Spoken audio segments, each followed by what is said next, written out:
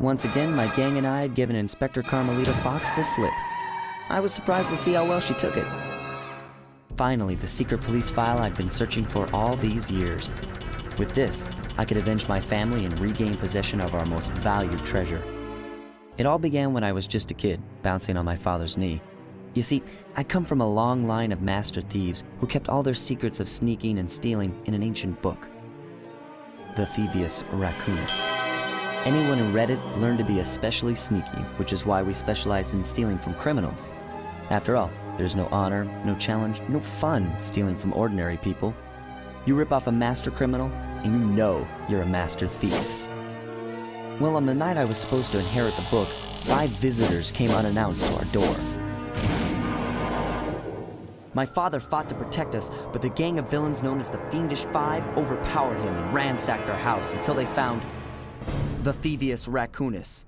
Our family's manual of thieving greatness fell into their filthy hands. They tore the book into 5 pieces and split it up, each villain disappearing to the farthest corners of the world to commit dastardly crimes. Broken alone, I was dumped at the town orphanage. There I met 2 guys who became my lifelong buddies and trusted crew. Bentley, techno genius and strategist supreme, and Murray, part-time driver and full-time burden. Together we pledged to track down the Fiendish Five, avenge my father, and steal back the Thievius Raccoonus. I knew I was about to face the toughest test of my life. On this mission, I would either become a master thief like my ancestors before me, or fail and allow my family name to bite the dust. The road trip gave me the time I needed to study up on Sir Raleigh the Frog.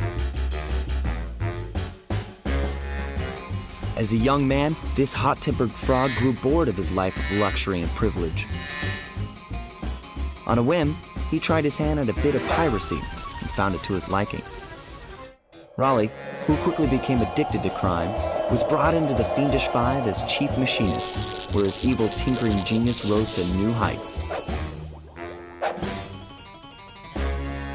The last reported sighting of this mad machinist was off the soggy coast of the Isle o' Wrath, a small island uncomfortably situated in the middle of the perilous Welsh Triangle.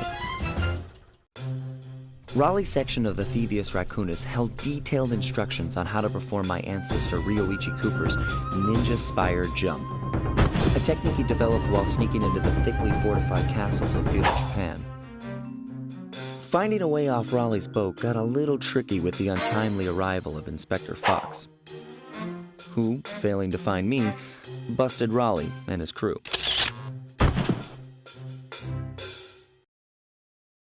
With the storm machine out of commission, boats found their way back onto the ocean, and the mystery of the Welsh Triangle faded from memory. My gang and I loafed around England for a while, enjoying the pleasant weather, and then headed back home, excited for our next heist. It had been a while since I'd been back in the U.S. Next up, the notorious mugshot. Ruthless muscle of the Fiendish Five. What he lacked in brains, he definitely made up for in brawn. Turns out he wasn't always that way. He grew up as the run of the litter, a neighborhood weakling. The only friends he could turn to were usually found on the big screen. It was there that he spotted his first gangster, and he knew instantly that that's what he wanted to be. He spent the rest of his youth working real hard to get there, fueled on his dreams of great power and respect. With enough perspiration, he realized that dream. He'd become a hard-boiled, street-brawling, tough-as-nails gangster, ensuring that he'd never be kicked on or pushed around again.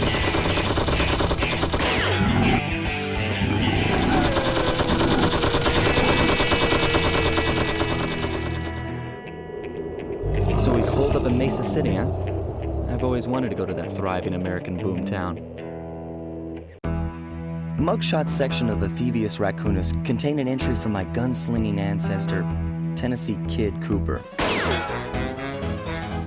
His specialty was the rail walk and rail slide, moves perfected through a lifetime of theft in the Old West. Getting out of town proved to be a little more challenging than getting in. Having just missed us, Inspector Fox went for the next best thing and dragged that canine steroid case off to jail. That was the end of Mugshot's gambling empire, and Mesa City's citizens soon returned home. While me and the boys, well, we enjoyed the rest of our stay in America, and then returned to Paris, ready for our next mission.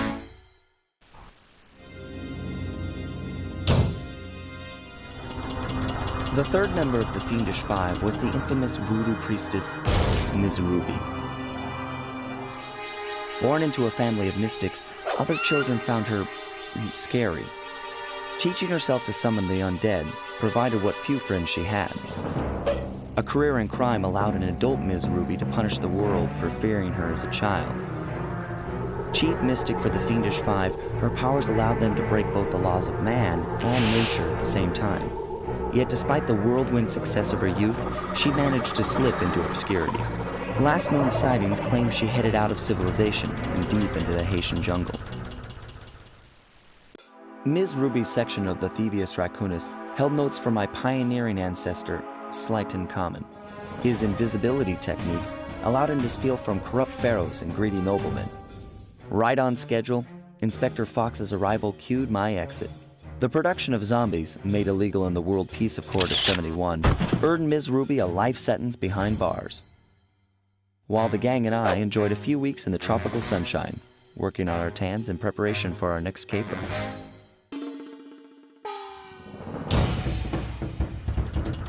The road trip gave me the time I needed to study up on the Panda King.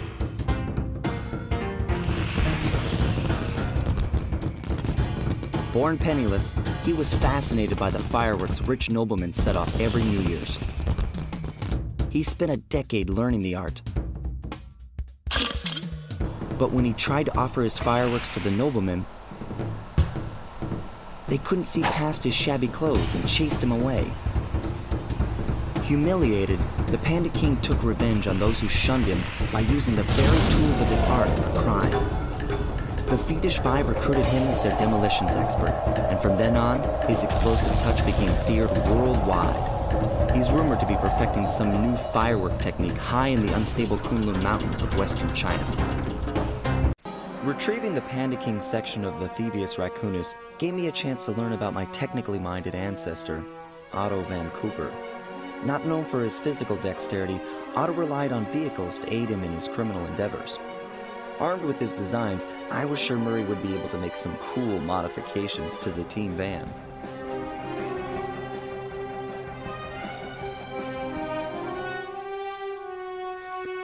A frustrated Inspector Fox, having missed me coming down the mountain, threw the Panda King in jail, thus putting an end to his avalanche protection services and ensuring the safety of mountain villages throughout China. My gang and I took a little time off and did some shopping in Hong Kong.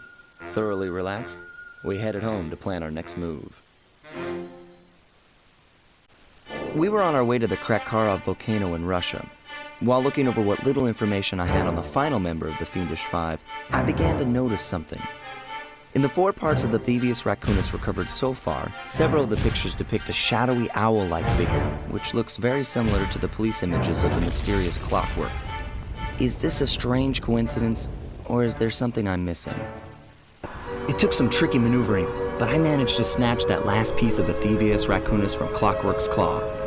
I had taken down each member of the Fiendish Five: Raleigh, Mugshot, Ms. Ruby, the Panda King, and finally Clockwork.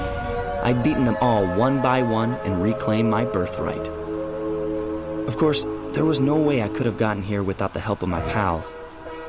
I know this hasn't been easy for them, yet they stuck with me through it all.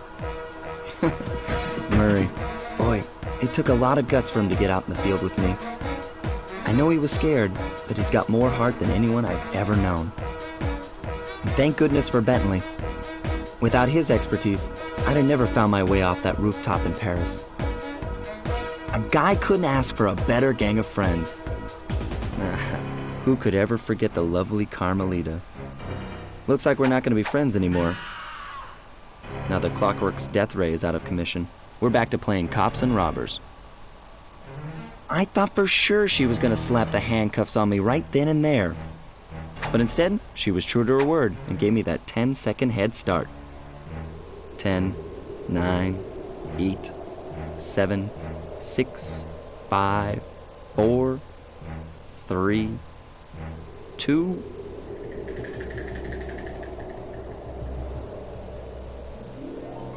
one.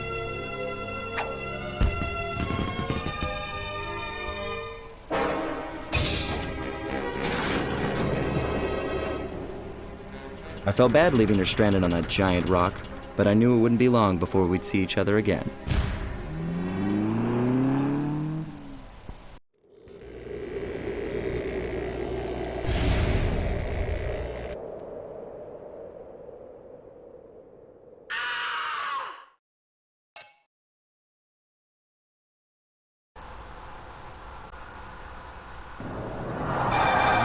危なかった。ま、カルマリータちゃんには悪いけど、今回も俺様たちの勝ちだ。このデータファイルがあれば父ちゃんの仇が撃てる。あれはまだ俺が子供の頃だ。よく父ちゃんの膝の上で遊んでたっけ。俺様の一族は代々伝わる義族の家系。そして受け継がれた技をまとめたのがこのラクーナの秘伝書だ。その洗練を極めた忍びの技だが、そこには必ず守らなければいけない厳しい掟があった。貴族たる者、名誉にかけて狙うは悪党のみ、善人からは奪わない。ところが俺様が秘伝書を受け継ぐことになった夜、突然5人のギャングがやってきた。奴らは俺を守ろうとした父ちゃんを、そしてとうとう見つけ出してしまったんだ。大切なラクーナの秘伝書を。奴らは俺様の全てを奪いやがった。きっと中に書かれた技を使って悪いことをしでかすに違いねえ。そして俺様は一人ぼっち町の孤児院に入った。だがここで素晴らしい仲間に出会ったんだ。天才発明家、頼れる相棒ベントレー、そしてマーレ、食いしん坊でちょっとドジだがまあ憎めない弟分さ。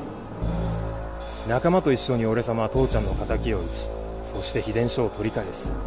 クーパーの名前に恥じない義族になれるか、それとも失敗してご先祖の顔に泥を塗るのか。さあ俺様たちの運命はどっちだ。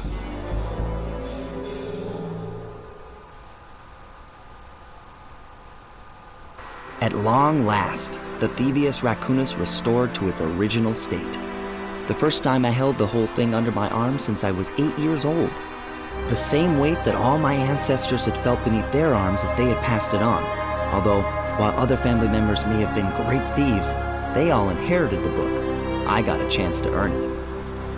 I had taken down the Fiendish Five, having used the moves my ancestors taught me, and become a master thief along the way.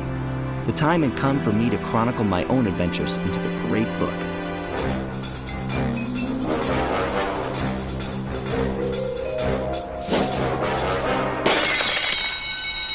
This is gonna be fun.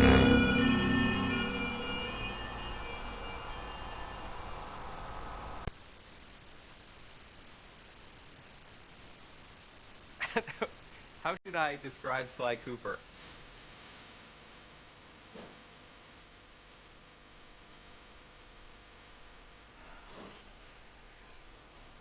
He's charismatic, suave, debonair, cool, slick, fast, stealthy, athletic. He's a daredevil. Sly Cooper is charming thievery. We started with the idea that we wanted to do an action game where the primary character was a thief. The choice of a raccoon was a pretty natural fit in terms of, you know, obviously the mask being in place, being, as Dev would say, a creature of the night. We very early on wanted to make a game that looked and felt like a cartoon, but was one step closer to realism rather than flat and graphic. We started experimenting with different ways we could bring this character to life, cell shading, how to make it feel like a cartoon but still feel like a great 3D game. We want it to actually look like it was inked and painted, and we want the backgrounds to be, you know, really lush and have a painted look, so it looks like it's a living animated episode that you've been thrown into. when you look at the game initially, the first thing that draws you in is the beautiful art style and lush, very, very lush look of the environments. But when you actually play the gameplay itself is lush as well.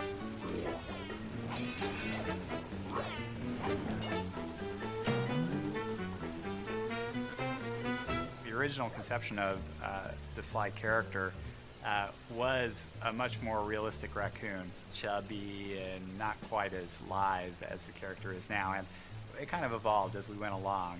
Once we got to that part where he kind of evolved into what he is now, my main job was to take him and try to put every bit of thiefiness into him that I could. He was kind of tiptoeing, and he's really like rearing back to like ease his foot forward, trying to keep all his weight back so his foot falls softly on the ground, and really try to hone his personality through subtleties in the movement and really try to push the thiefiness.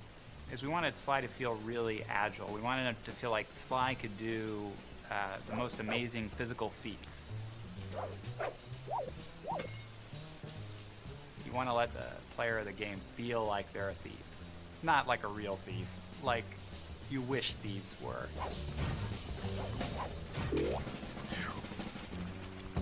Sly Cooper's story is really cool. He comes from a long line of super raccoon thieves. And the source of their kind of thieving greatness is this book called the Thievius Raccoonus. It's this incredibly valuable heirloom that is stolen from Sly's family when he's very young. He has come of age, and now he feels it's his noble duty to take back the Thievius Raccoonus. Sly has two buddies, Bentley and Murray. Bentley provides a lot of the plans for their missions. He does a lot of things that are very important for Sly to complete his missions. Murray has a huge case of Sly envy. He wants to be Sly in the worst possible way, and he has absolutely none of the capabilities to do it. A hero's only as good as his villains. We wanted to create villains, you know, making them dangerous, making them menacing, making them goofy, just giving them as much personality as Sly Cooper.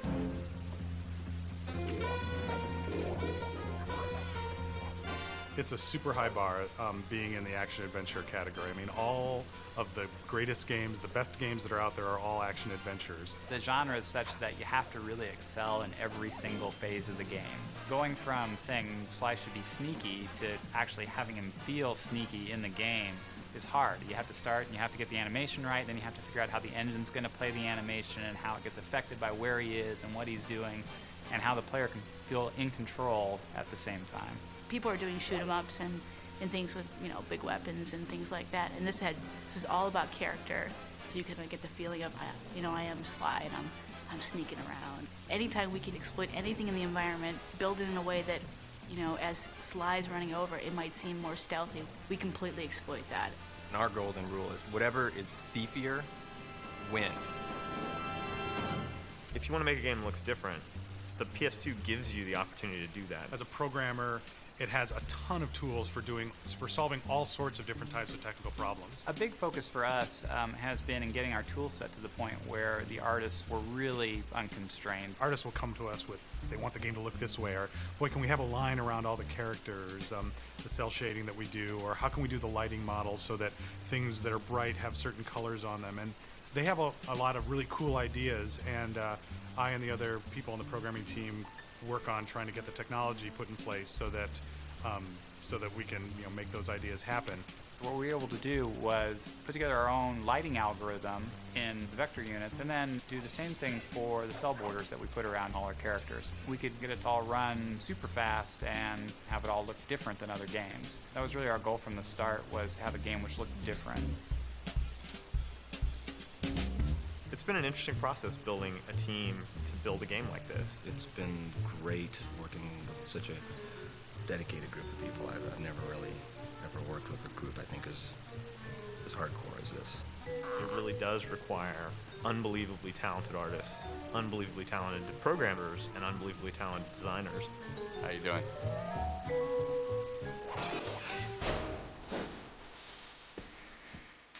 The designers, I think, have done a wonderful job of giving players the experience of sneaking and being a thief, and at the same time making the designs accessible to people so that you don't need to be a super gamer in order to play it, although there are tons of things that are in the game for those people. We're making a game that anyone can play. You can't just have great art. You can't just have great code. You can't just have great characters. You got to have it all. It's not about just how the game looks, it's about how the game plays and how the player experiences it. And it's all about having fun. You can make a really cool character, but if he's not fun to play, it's not worth doing. Sly is cool, he's collected, he's adventurous. Sly is Sly. It is not a misnomer.